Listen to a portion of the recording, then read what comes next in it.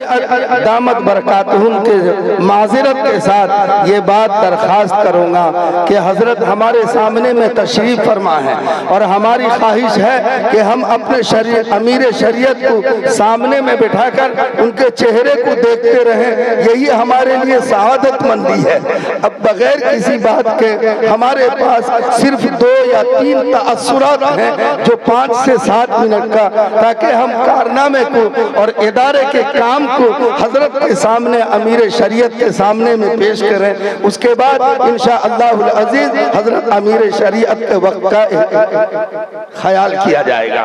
اب میں ہمارے علاقے کے بڑے اونچے عالم حضرت امیر شریعت ثالث حضرت مولانا محمد جلال صاحب قاسمی نور اللہ مرقدہ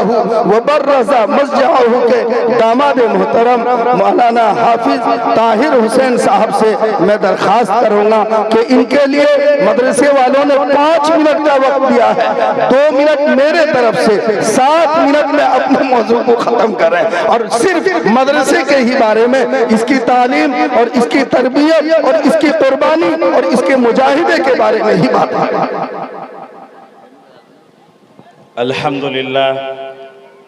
الحمدللہ رب العالمین والصلاة والسلام علی سید الانبیاء والمرسلین وعلى آلہ واصحابہ اجمعین، اما بعد۔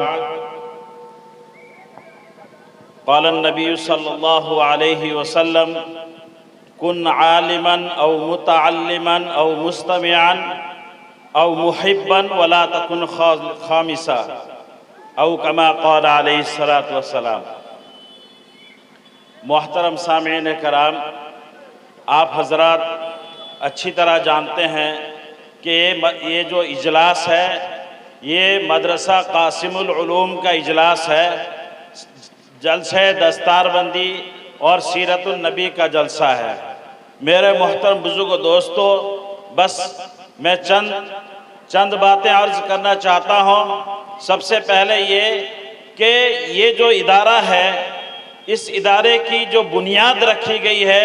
مجھے یاد ہے کہ جب 99 میں اس کی بنیاد رکھی گئی،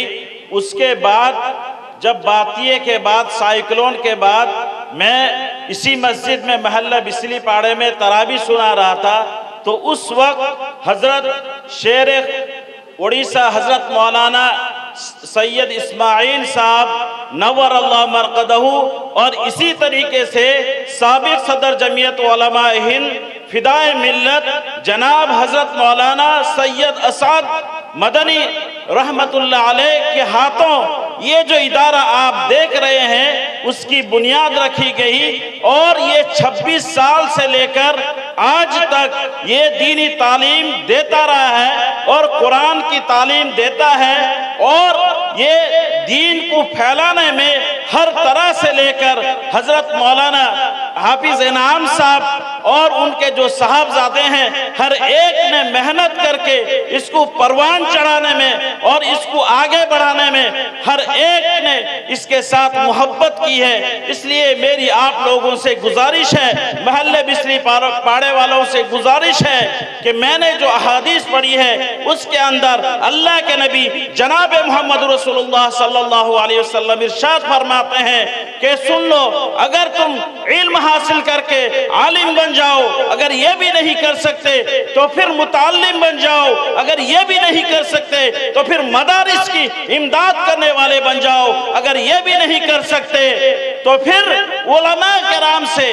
اور جو ادارے ہیں، مدارس ہیں، ان سے محبت کرنے والے بن جاؤ۔ ایک پہلے عالم بن جاؤ، اگر یہ بھی نہیں کر سکتے تو متعلم بنو، اگر یہ بھی نہیں کر سکتے تو علماء کرام کی، حفاظ کرام کی، مدارس کی، مساجد کی، سب کی مدد، ان سے مدد کرنے والے بن جاؤ، اگر یہ بھی نہیں کر سکتے تو پھر ان سے محبت کرنے والے بن جاؤ۔ اللہ کے نبی فرماتے ہیں اگر یہ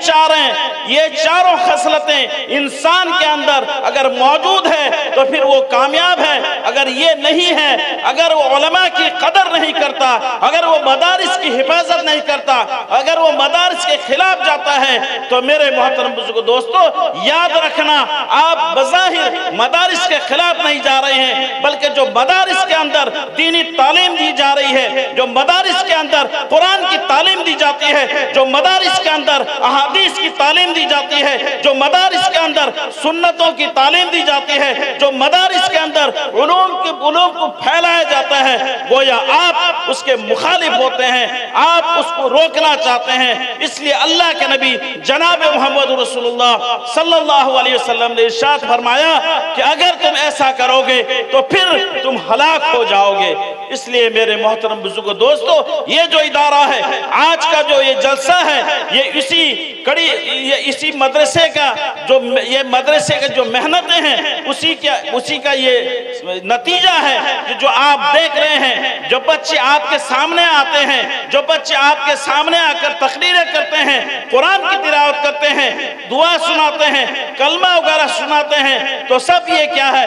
اسی مدارس کا نتیجہ ہے. اگر مدارس موجود نہ ہو, اگر مکاتب موجود نہ ہو, اگر دین کو نہ پھیلایا جائے, اگر قرآن کی حفاظت کی جائے, تو پھر میرے محترم بزرگوں دوستوں یاد رکھنا, پھر یہ جو دنیا کے اندر وجود ہے انسان کا, مسلمانوں کا, یہ سب کے سب ختم ہو جائیں گے اور برباد ہو جائیں گے. اس لیے میری آپ لوگوں سے گزارش ہے, محلہ بسلی پاڑے والوں سے گزارش ہے کہ جس طریقے سے 26 سال سے آپ نے حافظ انعام صاحب دامت برکاتہم کی مدد کی ہے,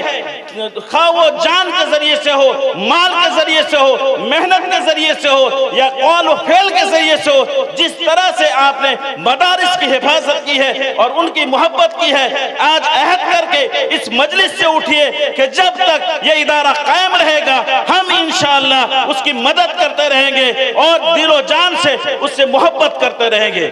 کیا کہتے ہیں بھائی, زور سے بولیے, انشاءاللہ ہاتھ اٹھا کر بولیے کہ جب تک یہ مدارس موجود رہیں گے ہم علماء کی قدر کریں گے, ہم حفاظ کی قدر کریں گے, ہم مساجد کی قدر کریں گے, اور دین کو پھیلانے والے ہر ایک کی قدر کریں گے. اللہ تبارک و تعالی ہمیں کہنے سننے سے زیادہ عمل کرنے کی توفیق عطا فرمائے. وآخر دعوانا الحمدللہ رب العالمین.